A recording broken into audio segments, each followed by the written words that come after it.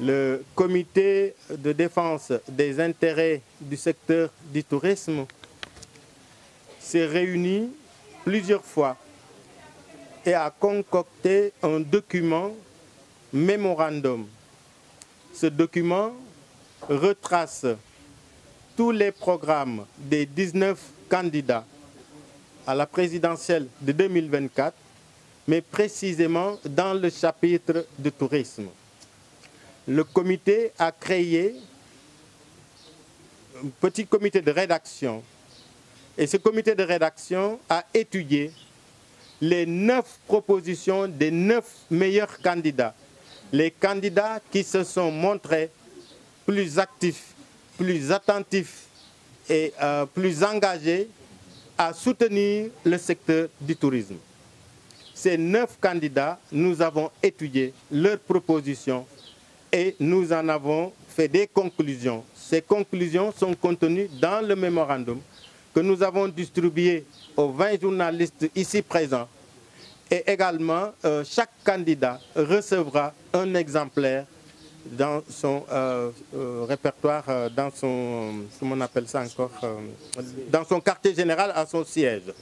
Les urgences, c'est qu'aujourd'hui, nous ne voudrions plus que le prochain ministre du Tourisme soit issu des politiques. Nous voulons que le prochain ministre du Tourisme soit issu du secteur privé dans sa globalité. Nous voulons également que les directions techniques ne puissent plus être confiées à des politiques, mais que ces directions techniques puissent être dirigées par des professionnels du secteur du tourisme. Nous voulons également que dans tous les conseils d'administration, là où le tourisme se décide, que tous les acteurs présents dans les différentes corporations puissent également être présents, parce que ce que nous pensons véritablement, c'est que tout ce que l'État fait pour le tourisme, sans nous, il le fait contre nous. Et donc, nous voulons être présents partout où les décisions se prennent. L'autre élément sur lequel nous voulons insister, c'est que le secteur du tourisme soit accompagné, le secteur privé du tourisme soit accompagné dans sa structuration pour que nous puissions savoir exactement combien de corporations il y a et dans chaque corporation combien de membres il y a et chaque membre là où il doit intervenir, là où il est utile et pour que nous puissions tous ensemble œuvrer pour le développement du tourisme.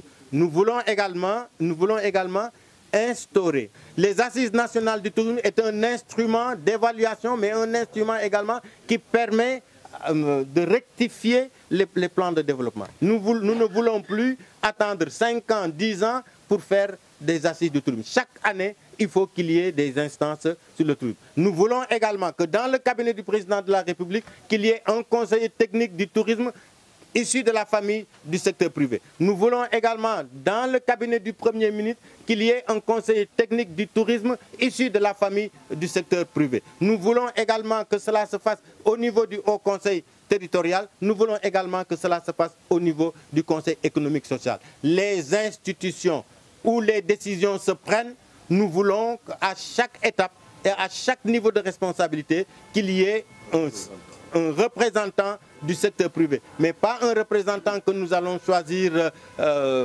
comme ça se fait, non, mais nous allons le choisir sous forme de critères, de compétences et d'expérience. Nous ne sommes pas des politiques, nous sommes vraiment des acteurs, des personnes qui sont mues par une volonté de construction, par une volonté de voir qui nous accompagne et qui ne nous accompagne pas. Alors maintenant, nous avons reçu les 19 programmes des 19 candidats.